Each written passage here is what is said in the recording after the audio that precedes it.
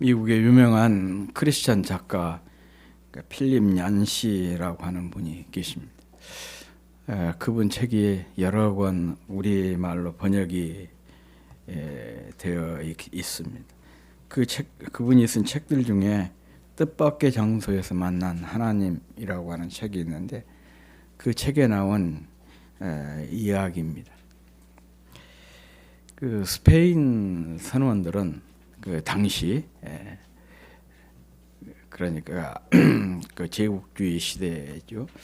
당시에 세계에서 바다와 물에 대한 가장 잘 아는 사람들로 정평이 나 있었는데 이 스페인 사람들이 대서양을 가로질러서 남미 대륙으로 향하고 있었습니다. 그런데 그 배가 아마존강 상류에까지 도착을 했었는데 이 아마존강이 워낙 넓고 크다 보니까 누구도 아마존강이라고 여기지 못하고 여전히 대서양의 가운데 있는 것으로 착각을 하고 있었습니다. 그리고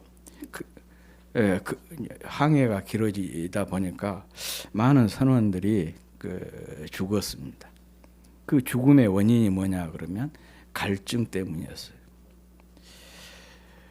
그런데 사실 그들은 이미 그 아마존강 상류 세계에서 가장 물이 깨끗하고 풍부한 곳에 그 중심에 있으면서도 자기 자신들이 여전히 대서양의 바다 한가운데 떠 있는 줄로 착각을 하고 그 물을 퍼마시지 못해서 결국은 갈증 때문에 죽었다는 것입니다. 그래서 이 사건을 두고 인간의 지혜의 한계, 지식의 한계, 그리고 이 지식의 중요성을 잘 보여주는 사건으로 이 필립 얀시는 그의 책에서 이 얘기를 하고 있습니다.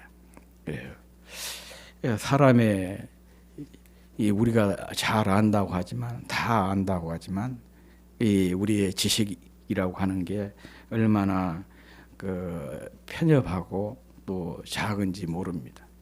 그리고 또한 우리가 무엇인가를 알지 못하면 아무리 좋은 것도 그 가치를 의미를 깨달을 수가 없는 것이고 또 알지 못하면 누릴 수도 없는 것입니다. 아는 만큼 보이고 또 아는 만큼 깨닫게 되고 아는 만큼 누리게 되고 아는 만큼 기회가 이를 만날 수 있다. 그렇게 얘기하지 않습니까? 반면에 알지 못하면 이 스페인 선원들처럼 풍부한 생수의 한 복판에 있으면서도 그것을 누리지 못하고 망하게 되는 거예요. 이런 얘기들은 참 많이 있습니다. 세계에서 가장 번화하고 가장 땅값이 비싼 곳이 어디냐? 미국 맨하탄이라고 하지 않습니까? 그런데 지금으로부터 딱 400년 전입니다. 1626년이에요. 그때 한 네덜란드 사람이 인디언에게 그 섬을 통째로 샀어요. 얼마에 사신 줄 알아요? 단돈 4달러. 그것도 현금으로 산 것이 아니고 4달러짜리 양주 한 병에 인디언에게 이 맨하탄 섬을 샀어요. 이 인디언이 생각할 때 거기는 돌 안반 위에 세워진 그 돌섬이었거든요. 술 한 잔 값도 안 된다라고 생각을 했을지 모르겠죠. 그런데 지금은 세계에서 가장 비싼 금싸라기 땅이 되고 말았어요. 그러니까 모르면은 그 의미나 가치를 알 수가 없는 거예요. 누릴 수도 없는 것입니다. 신앙생활도 마찬가지입니다. 하나님과 하나님의 말씀에 대해서 아는 만큼 우리는 하나님의 사랑을 알게 되고 하나님의 은혜를 깨닫게 되고 또 하나님의 복을 누리게 되는 것이죠. 하나님의 능력을 누릴 수가 있습니다. 그러나 알지 못하면 누리지 못하고 결국은 망하게 됩니다. 사실 성경이 이 얘기를 쭉 보면 이런 얘기예요. 특별히 역사서가 그렇습니다. 이스라엘 역사를 통해서 그 성경이 우리에게 보여주고 있는 강력한 메시지가 바로 그것입니다. 왜 그들이 망했냐? 그들을 선민으로 구원하신 하나님에 대한 지식이 없었어. 하나님을 몰라가지고 결국은 무지해서 망했다는 것이거든요. 이 점을 굉장히 강조했던 예언자가 있는데 그가 바로 호세아라고 하는 선지자예요. 이 호세아 선지자는 북왕국에서 활동을 했던 분인데 북왕국의 가장 그 번성한 시기에서 시작을 해서 북왕국이 멸망할 때까지 활동을 했던 선지자가 바로 호세아였습니다. 이 호세아 선지자가 보니까 자기 나라가 지금은 잘 나간 것 같지만 계속해서 멸망으로 치닫고 있는 거예요. 그래서 백성들에게 이렇게 자기 나라가 멸망으로 치닫게 된 원인 중에 하나가 뭐냐? 하나님을 알지 못해서 그런 것이었어요. 그래서 호세아서를 읽어보면 하나님을 알자, 힘써 하나님을 알자. 그런 그 부르짖음이 자주 나오고 있습니다.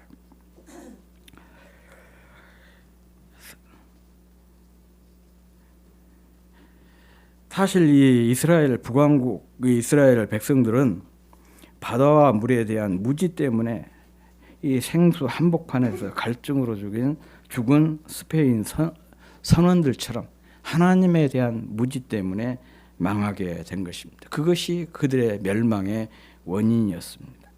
그러므로 우리가 믿는 하나님이 어떤 분인지 깊이 아는 것이 참 중요합니다. 이것이 바로 풍성한 영적 생활의 비결입니다. 이와 같은 하나님의 지식을 담고 있는 책이 바로 하나님의 말씀인 성경이고, 그래서 오늘 본문은 이 성경에 대한 배움을 우리에게 강조하고 있습니다. 그래서 오늘 함께 나누고 싶은 그 주제가 배움입니다. 하나님의 말씀을 힘써 배우는 것. 이 점에 대해서 이 얘기를 하고 싶습니다. 디모데후서는 사도 바울의 마지막 편지입니다. 그리고 디모데후서 3장은 그 마지막 편지의 마지막 교훈에 해당되는 그런 내용인데, 오늘 13절 말씀에 본문 13절을 보면 이렇게 기록이 되어 있어요. 우리 함께 읽어보겠습니다. 시작. 악한 사람들과 속이는 자들은 더욱 악하여져서 속기도 하고 섞기도 한다. 이 말세의 특징을 쭉 이야기하면서 말세의 특징을 한마디로 이렇게 요약해서 정리해 놓은 거예요. 악한 사람들과 속이는 자들은 더욱 악하여져서 속이기도 하고 속기도 한다. 여기서 악한 사람들 그리고 또 속이는 자들, 이들이 누구냐? 단순히 도덕적으로 불량한 사람들을 의미하지 않습니다. 복음의 진리를 따르지 않고 이단 사상을 가진 자들과 또 이런 자들의 영향을 받아서 신실한 믿음의 사람들을 미혹하고 무너뜨리는 그런 사람들을 가리켜서 얘기하고 있는 것입니다. 그런데 이런 사람들이 더욱 악해져 가지고 스스로 서로 속이기도 하고 속는다는 것이죠. 주님의 말씀대로 거짓 선지자가 일어나 더욱 교묘한 방법으로 사람을 미혹하고 성도와 교회를 무너지게 하리라는 것과 일맥상통하는 그런 말씀입니다. 베드로는 이 말씀을 굉장히 그 실감나게 그 표현을 하고 있어요. 마치 배고픈 사자가, 굶주린 사자가 먹잇감을 찾아서 돌아다니는 것처럼 이렇게 사단이 믿는 사람들을 무너뜨리기 위해서 혈안이 되어 있다. 그렇게 표현을 하고 있습니다. 약한 사람들과 속이는 사람들이 득세하는 시대, 이들이 더욱 악화해져서 속이기도 하고 속는 시대, 이것이 오늘날 우리 성도가 직면한 현실입니다. 그런데 참 오늘날 우리 한국교회 상황을 보면 너무 안타까워요. 그렇잖아도 성도들의 어떤 틈이 보이기를 그 틈을 찾아서 마치 배고픈 굶주린 사자처럼 그 두루 찾고 있는데 이 세상에 대해서 교회들이 성도들이 너무 많은 허점을 보이고 있어요. 그러다 보니까 지금 교회가 무작위적으로 욕을 먹고 있는 그런 시대가 되어버렸습니다. 참 얼마나 안타까운지 모르겠습니다. 바울은 이렇게 살벌한 시대를 살아가고 있는 사랑하는 동역자고 제자고 또 믿음의 아들인 디모데에게 이런 교훈을 하고 있습니다. 세 가지를 권면을 하고 있어요. 오늘 3장 1절에 보면 이렇게 얘기합니다. 너는 이것을 알라 그랬어요. 여기서 이것이라는 게 뭐냐? 말세의 특징입니다. 쭉 그 2절부터 쭉 나오고 있는 내용에 말세의 특징이에요. 다시 말하면 네가 지금 살고 있는 시대를 제대로 분별할 수 있는 지혜를 가져라. 그런 얘기예요. 서권사님 기도에서도 그런 대목이 나왔지 않습니까? 이 시대를 분별할 수 있는 지혜. 지금 이 시대가 어떤 시대인지를 제대로 파악해라. 그래야 우리가 무엇을 하겠습니까? 거기에 올바르게 대처할 수가 있지 않겠습니까? 그래서 첫 번째가 이 시대를 알라는 거예요. 그리고 두 번째 내용이 경건하게 살아라. 12절 말씀입니다. 경건하게 살아라. 이런 시대에 경건하게 살려고 하는 사람들은 어떻게 됐냐? 이런 그 악한 자들에 의해서 핍박을 받게 따르게 되는데 그 어떤 핍박을 받더라도 그것을 잘 감수하면서 믿음을 지켜라. 그런 얘기입니다. 참 그 어려운 얘기죠. 지금 사는 시대가 너무 힘들고 또 그들의 공격이 늘 신실한 성도들에게 향하고 있는데 그럴지라도 너는 믿음에서 떠나지 말고 그 믿음을 잘 지키라는 얘기예요. 그리고 세 번째 내용이 14절 말씀입니다. 어려서부터 잘 알고 있는 이 성경을 배우고 확신하는 일에 거하라는 것입니다. 바로 이것이 디모데를 향한 바울의 세 가지 권면입니다. 특히 여기서 중요한 것이 뭐냐? 배우고 확신하는 일에 거하는 것이에요. 왜 그러냐? 배우고 확신하는 일에 거하게 되면 이 시대를 자연스럽게 분별할 수 있는 지혜를 얻게 되고 또 그 지혜가 있으면 어떤 외적인 핍박이 있어도 그 핍박을 견뎌내고 그래서 신실한 신앙을 지켜갈 수가 있기 때문에 그런 것입니다. 여기서 확신이라고 하는 건 뭐냐? 어떤 도전에도 흔들리지 않은 확실한 신념을 뜻하고 거하는 것은 끝까지 그 상태를 유지하면서 머무는 것, 사는 것을 의미합니다. 그러니까 어떤 상황이나 환경에도 흔들리지 않는 신실한 신앙의 태도를 견지하는 거예요. 이것이 바로 확신한 일에 거하는 것입니다. 이것이 악한 자가 득세한 세상, 또 속고 속이는 살벌한 세상에 휘둘리지 않고 믿음의 삶을 유지하는 비결인 것입니다. 이단에 빠진 사람들의 공통점이 있어요. 그 공통점이 뭐냐? 확신이 부족해요.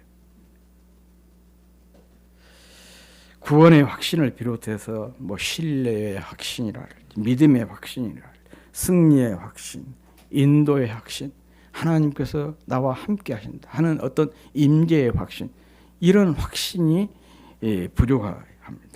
확신이 부족하다 보니까 그 쉽게 미혹을 당하고 또 쉽게 흔들리게 무너지게 되는 것입니다. 확신이 부족하다는 것은 그것을 식물로 비유를 하자면 뿌리가 얕은 거죠. 뿌리가 깊지 못한 것입니다. 뿌리가 깊지 못하면 더위나 추위에 견디지 못하거든요. 또 건물로 말하자면 기초가 튼튼하지 못한 거예요. 기초가 튼튼하지 못한 집은 어떻습니까? 비바람에 또 폭풍 후에 견뎌내지를 못하지 않습니까? 신앙의 확신이 부족하니까 이런 작은 미혹에도 흔들리게 되고 또 심지어는 그 신앙을 에서 떠나는 그런 일들이 일어나게 되는 것입니다. 그래서 중요한 것이 확신에 거하는 것이고, 그리고 이 확신에 거하는 삶을 가능하게 해주는 것이 뭐냐? 하나님의 말씀이에요. 이 하나님의 말씀을 힘써 배우는 것입니다.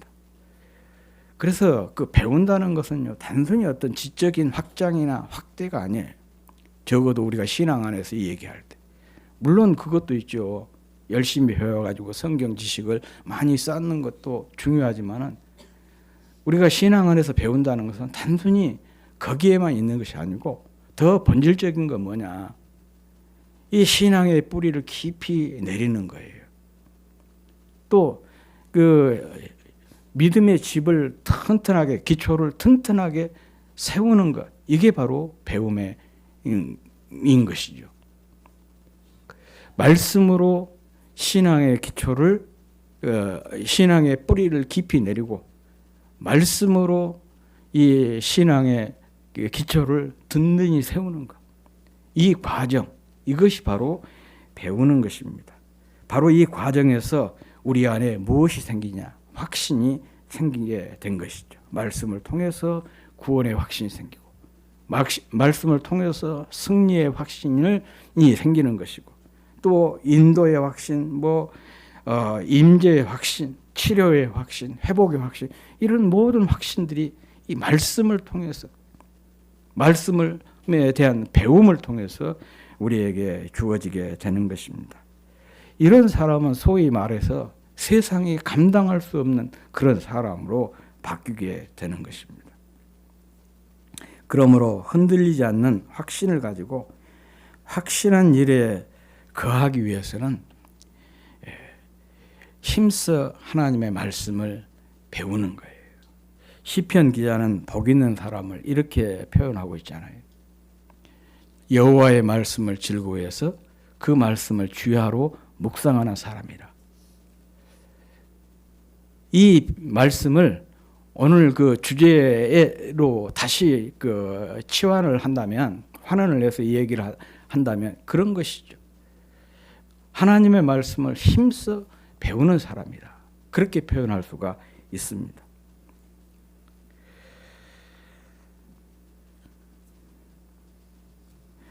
이 말은 이 하나님의 말씀을 즐거워해가지고 힘써 배우는 사람이 복이 있다. 이런 사람은 가뭄도 걱정하지 않고 또 하는 일마다 형통하게 되는 것입니다. 지난주에도 제가 그런 얘기했어요. 힘써, 이 힘쓰다라고 하는 단어가 굉장히 중요하다. 그냥 열심히 그런 의미가 아니라 그랬죠. 이것은 하나의 전쟁 용어예요.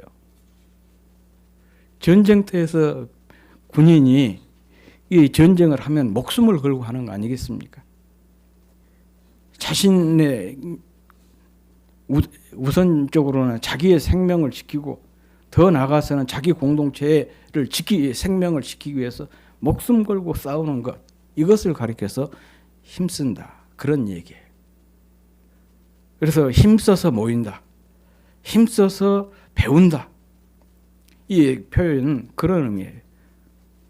정말 목숨 걸고 배우는 것을 가리켜서 힘써 배운다, 그렇게 이 얘기를 하는 것입니다. 이런 사람에게 바로 어떤 가뭄도 걱정하지 않고 하는 일마다 형통하게 되는 복이 따르게 되는 것입니다. 미국 서부 개척 시대를 다룬 그 서부 영화 많이 보셨죠? 저도 그 서부 영화를 많이 보면서 자랐습니다. 그런데 서부 영화에 보면 한 가지 공통점이 있습니다. 많은 사람들이 마차를 타고 황금을 쫓아서 서부로 달리는 그런 장면이 그 서부 영화에 공통적으로 나오고 있습니다. 또 그 과정 속에서 일어난 그 에피소드들을 다루고 있는 것이 서부 영화의 특징입니다.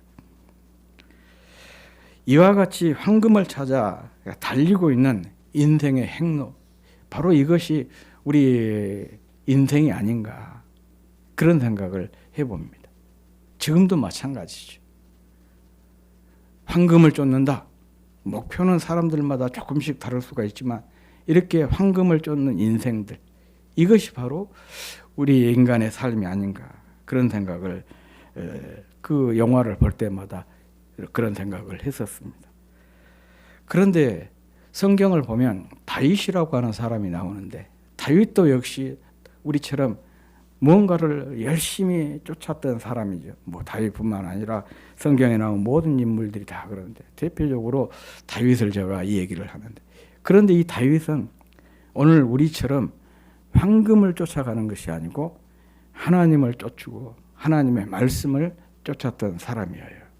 제가 새벽에도 그런 얘기 했거든요. 하나님의 마음에 합한 사람이라. 하나님께서 다윗을 보고 그렇게 말씀하셨는데 여기에 합하다 그 뜻이 영어로 그런 거예요. 추구하다, 추적하다 그런 의미예요. 이 하나님 마음에 든다는 것은 다름이 아니라 하나님을 늘 추구하는 것이죠. 쫓아가는 그런 삶입니다. 그런데 다윗은 이렇게 하나님을 늘 추구하고 쫓아가고 하나님의 말씀을 추구했던 사람입니다. 왜 이렇게 다윗이 그런 삶이 가능했느냐? 성경에 그렇게 이런 고백이 나와요. 다윗은 하나님의 말씀이 정금보다 좋다. 그런 고백이 나옵니다. 세상 사람들은 그냥 눈에 보이는 물질적인 황금을 쫓고 있는데 그것을 최고의 가치로 여겼는데 다윗은 하나님의 말씀을 최고의 가치로, 최고의 보배로 여겼다는 것이죠. 그래서 평생 그 말씀을 쫓는 삶이 가능했던 것입니다. 그 이유는 말씀이 영혼을 소성시키고 우둔한 사람을 지혜롭게 하고 마음을 기쁘게 한다. 마음을 즐겁게 하고 유쾌하게 하는 것이 하나님의 말씀이라는 것을 다윗은 알았던 것이죠. 다시 말하면 다윗은 하나님의 말씀에서 무엇을 발견한 거예요? 금맥을 발견한 것입니다.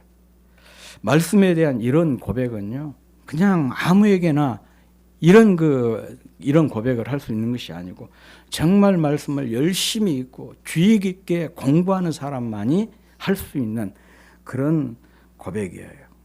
어쩌다 한 번씩 읽는 사람에게 성경은 그냥 수면제잖아요. 딱 읽으면은 몇 번 못해서 그냥 하품 나오고 그래 자고. 또 그보다 조금 나은 사람은 성경을 읽다 보니까 뭔가 위로가 돼요. 그래서 답답하고 그럴 때 위로받기 위해서 성경을 가끔씩 읽어요. 마치 진통제처럼. 만약에 하나님의 말씀을 수면을 유도하는 수면제나 또 마음을 진정시키고 고통을 완화시켜주는 진통제 정도로 생각한 사람이라면 이런 사람은 진짜 성경 많이 읽어서는 안 돼요.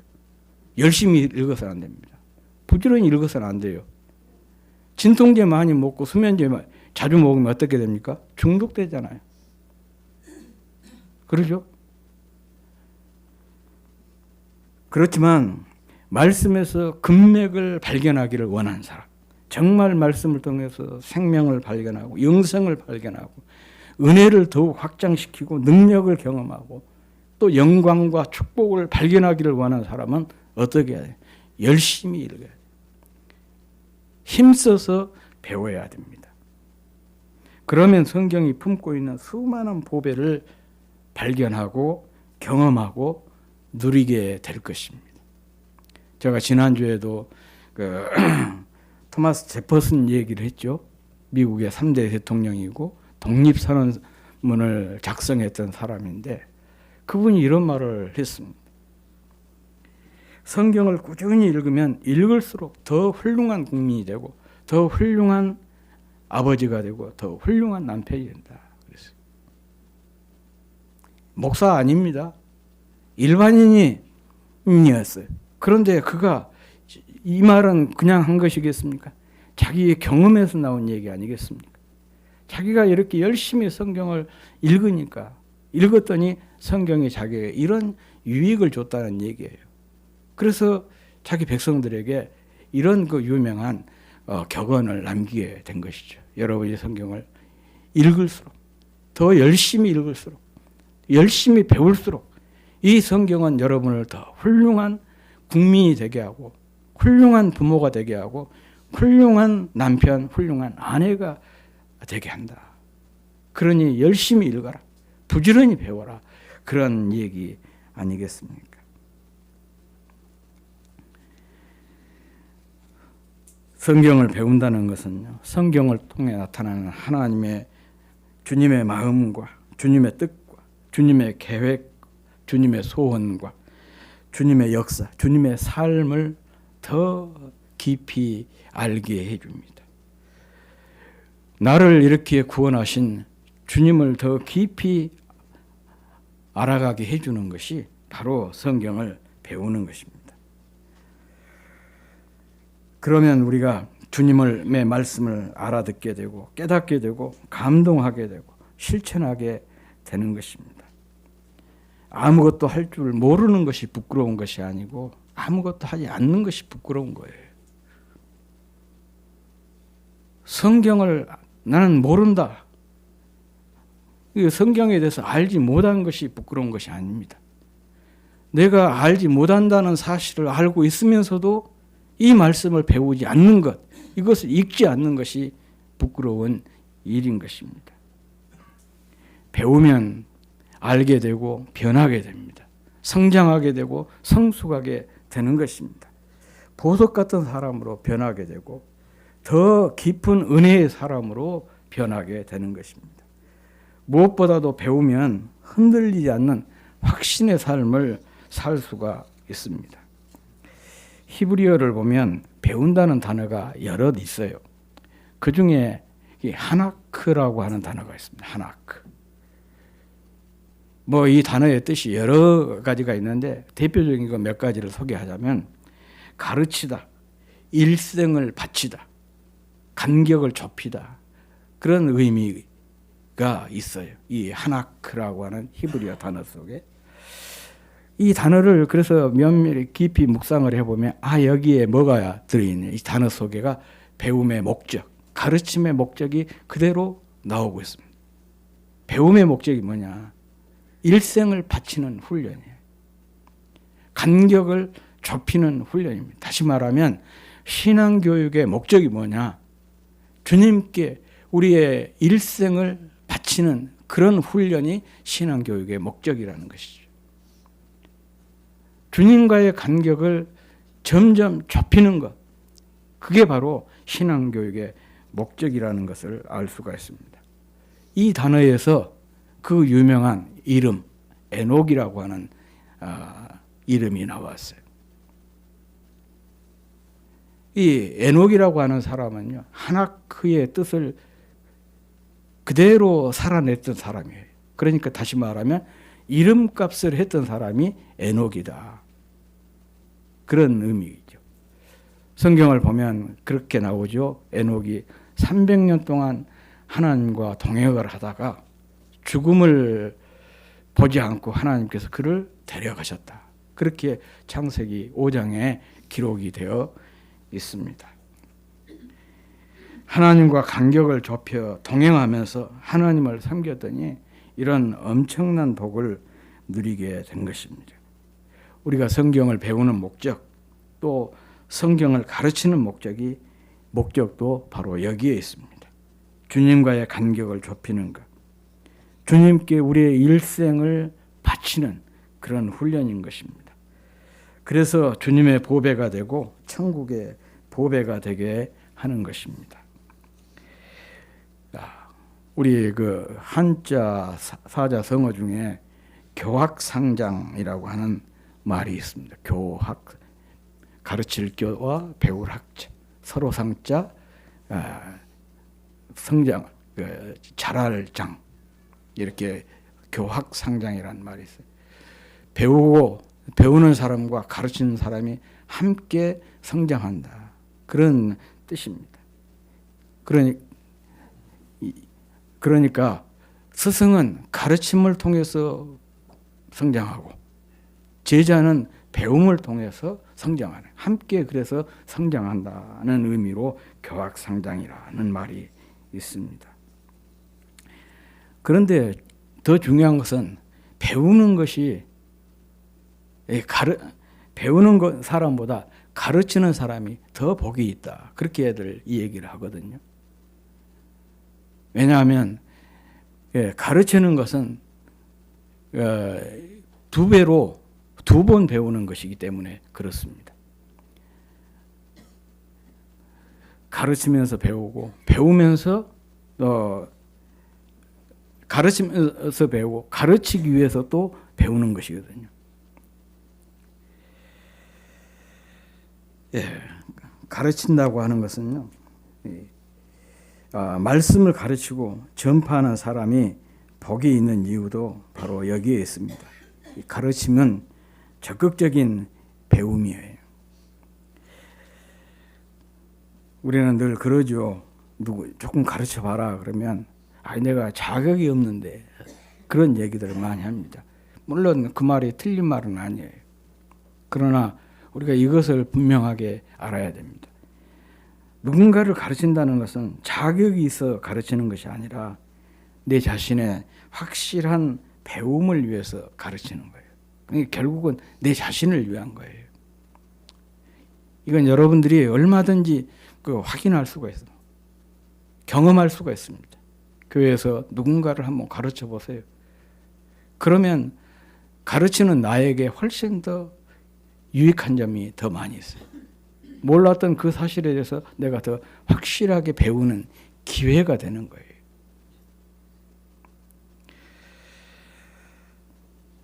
그러므로 우리가 말씀을 배우는 일에 힘써야 되겠지만 더욱 우리가 힘써야 될 것은 말씀을 가르치고 전파하는 일을 더욱 힘쓰는 저와 여러분이 되었으면 좋겠습니다.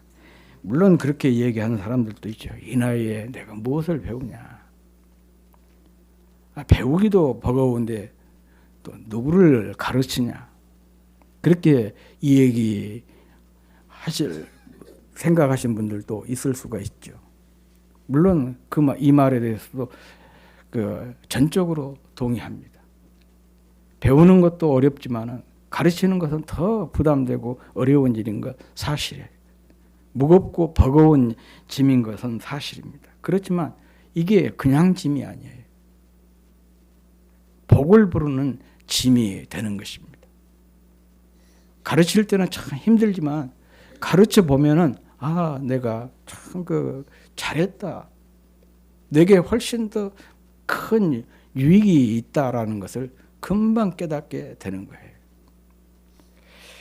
금년에 교회에서 지금 계획하고 있는 것이 1:1 성경 공부인데 1:1 성경 공부, 제가 1:1로 여러분 한 사람 한 사람을 다 한다 그런 얘기가 아니고 저에게 1:1을 공부한 사람이 다른 사람을 그대로 저에게 배운 그것을 가지고 그대로 가르치는 것.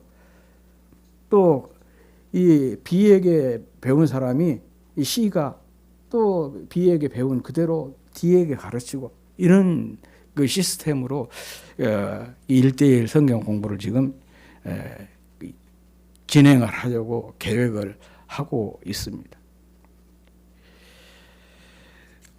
아마 처음에는 두려운 일이고 내가 내 신앙 앞걸음도 제대로 못하는데 내가 누구를 가르칠 수 있어? 이게 어불성설 그렇게 여길 수 있을지 모르지만은 그러나 그런 것을 내려놓고 정말 순종하면서 가르치다 보면은 크게 은혜를 경험하게 되는 거예요. 제가 그런 간증을 들었어요. 어느 장로님이 그 1:1 성경 공부를 하는 교회에 등록을 했대요. 이제 다른 지역에서 이렇게 등록을 했는데 그 교회에서 1:1 성경 공부를 반드시 해야 된다고 하니까 할 수 없이 했어요. 그런데 하필이면 교회에 나온 지 얼마 되지 않는 초신자에게 1:1 성경 공부를 배우라고 한 거예요. 그러니까 얼마나 자존심 상하겠습니까? 그래도 장로 정도면은 신앙생활을 20-30년 하신 분 아니겠습니까? 그런데 교회 신앙생활 한 지도 얼마 안 된 사람에게 1:1 성경 공부를 해라니까 너무 기분이 나빴어요. 나를 이 교회가 이따위로 대접을 하냐. 그런데 이제 그것을 꾹 참고 이 초신자에게 1:1 성경 공부를 배우게 되는데, 이 공부를 하면서 이 장로님이 굉장히 은혜를 받았어요. 그것도 대단하잖아요. 30년, 40년 신앙생활 하신 분이 이제 1년 갓 한 사람에게 성경 공부를 배운다는 것 자체가 겸손하지 않으면 절대 응할 수가 없는 거 아니겠습니까? 그렇게 자기 자신이 낮아지는 것을 경험하게 된 거예요. 그런데 이 이제 초신자 입장에서는 어떻게 되겠습니까? 두렵지 않겠어요? 아예 내가 1년도 채 신앙생활 하지 않았는데 3, 40년 신앙생활 하신 분을 내가 어떻게 가르칠 수가 있냐. 그저 교회에서 가르쳐준 대로 그 교재대로 그렇게 한 거예요. 그러면서 막 잘 섬겼어요. 장로님이 오히려 더 은혜를 받은 거죠. 자기 신앙생활 막 시작할 때 했던 그런 열정을 이 자기에게 성경 공부를 가르친 초신자를 통해서 깨닫게 된 거예요. 그것이 새로워지게. 그래 그 이분이 다 간증을 하니까 사람들이 얼마나 감동을 받았겠습니까? 이분을 가르치던 그 초신자의 용기도 대단하지만 이 용기가 아니라 그냥 순종한 것이잖아요. 교회 시스템에 따라서 순종했던 것이고, 거기에 순종해서 또 열심히 공부를 했던 장로님에 대해서 사람들이 야 정말 겸손하신 분이구나. 1:1이라고 해서 하나님 앞에서 신앙생활 한다는 것은 바로 이런 것이구나. 큰 울림을 교회 성도들에게 주었고, 그것이 하나의 결정적인 계기가 되어서 그 교회의 1:1 이 양육 시스템이 완전히 정착이 되는 그런 계기가 되었다.